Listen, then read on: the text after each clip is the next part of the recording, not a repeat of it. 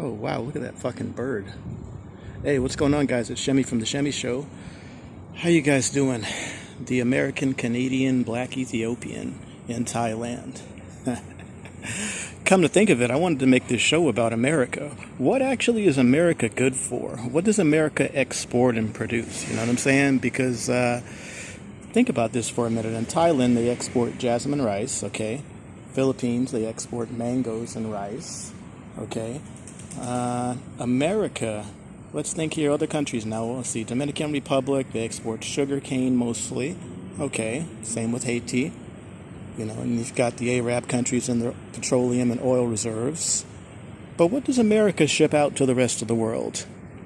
Other than consumerism, Coca-Cola, pornography, assault rifles, and one key thing that a lot of people forget, called terrorism, right? Now, I'm living in the Eastern Hemisphere right now. Unfortunately, this isn't a country where they fly killer robots, basically transformers, robots in disguise in the sky called drones, to drop bombs on civilians from 20,000, 30,000 miles away.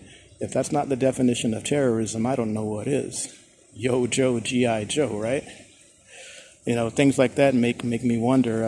I can't really say I'm proud to be an American like that, you know what I'm saying? Because I don't know of too many other countries that have a drone program where they just send automatic killer robots in the sky to drop bombs on people in other countries, while some guy in a trailer in America controls the shits remotely. You know, some kid that grew up playing fucking first-person shooters and shit that's been brainwashed. So, yeah, man. So if you're in the armed forces, I'm sorry, bro. I don't really have, this goes out to people in my family and friends or whatever. I've always had a hard time, respecting people that have signed up for the military.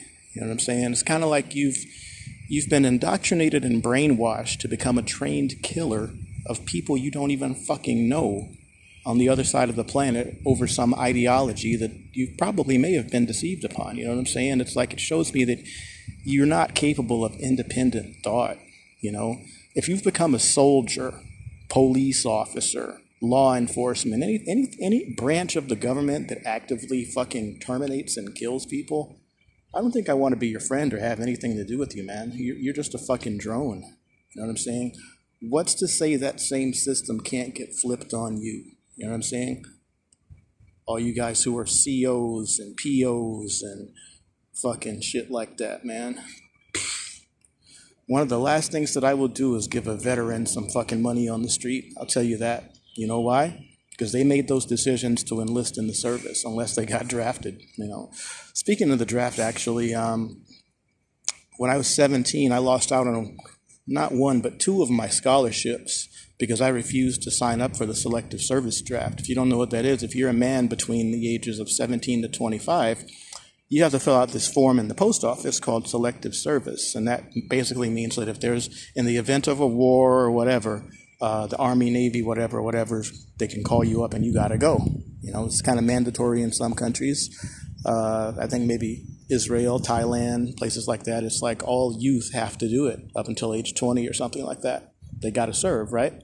But I'm against that because I don't like or believe in killing people or even really hurting people beyond self-defense. I mean, what the fuck? There is, you know, if you have a problem in a country, then do as I have done. Get on a motherfucking plane, boat, or just move your feet and fucking leave, okay? I could sit here all day and complain about the problems of America and do all this Black Lives Matter and all this shit, or I could just exercise my right to get up and fucking leave and remove myself from the situation. It's like, I've been married before, and I know it's futile to complain in the motherfucking house that you live in. You have to extricate yourself from the situation, and then you can better your life. It's really hard to often better your life if you stay in the country you're in that's oppressing you. You know, if you're a slave or a second, third class citizen, 3/5 of a man, motherfucking slave nigga in the country called America, you know, just fucking leave. It's that simple, really. I've done it several times over. I've got permanent residency and visas in Canada. I'm basically Canadian except for I can't vote. You know, I got visas here in Thailand. You name it. I mean, it's not that hard to fucking leave, especially if you got your own money and you work for yourself and all that shit. So anyway, man, that's all I got to talk about, man. America doesn't really export too many things to the world useful, in my opinion. Capitalism, consumerism, and above all, terrorism. The war on terror. Yo, Joe, G.I. Joe. You guys are not my heroes. I'm sorry. You know, it is what it is. I don't need you to defend me. I don't need you to protect me. I can find my way up out of this motherfucker. Believe me. I know my way to the airport. You know, and don't fucking think of trying to stop me. Because I can just go, nigga. So yeah, that's really all I gotta brainstorm about here. It's my morning brain dump here in Thailand. America the Beautiful, Love It or Leave It, Part 5. Signing out. Sawadee ka. Shemi. Peace.